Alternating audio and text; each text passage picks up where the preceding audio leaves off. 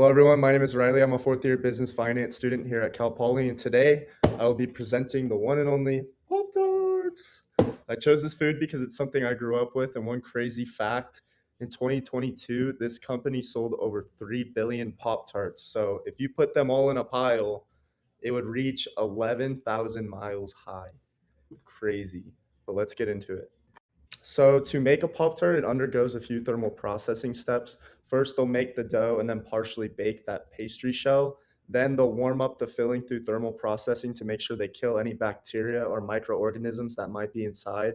Then they'll finally toast it, dry it, and make sure the Pop Tart's at a safe water activity level. And then as the final step, they'll make sure it's cooled down, they'll put the frosting on, and then package them in laminated foil pouches so no bacteria can contaminate it once the Pop Tart's been made. For the nutrient analysis, I wanted to focus on the added sugars. There are 35 grams of added sugar per pouch, and this helps control water activity to prevent any microbial growth.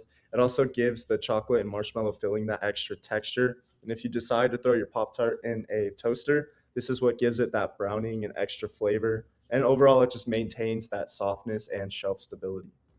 If we take a look at Pop Tarts and compare them to Bobo's toaster s'mores, you're going to find that Pop Tarts have more processed ingredients, more added sugars, and they contain more allergens, whereas Bobo's, on the other hand, they are a cleaner, less processed alternative with simpler ingredients and fewer claims related to added nutrients, and overall, a more nutritional and healthier alternative if you're looking for a replacement for the standard Pop Tart s'more.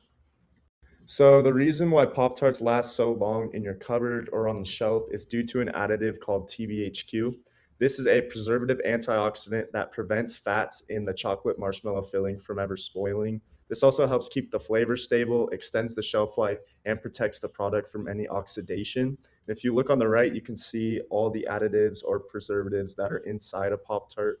And it's really interesting because TBHQ is actually banned in many different countries due to its harmful effects to the immune system.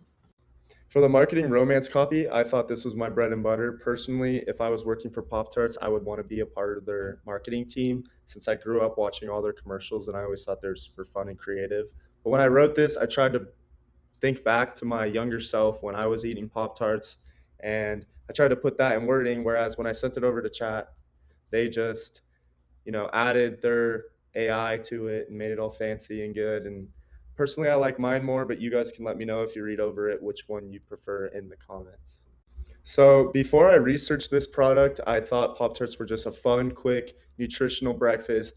I could just throw them in the toaster, grab them and go, and I could eat them every day. But after seeing how much preservatives, additives, and total sugars are in them, I still enjoy them, but I definitely view them more as an occasional treat or dessert rather than an everyday food. Thank you guys so much for watching. I hope you learned something about Pop Tart s'mores. If you haven't tried one, try one. Cheers.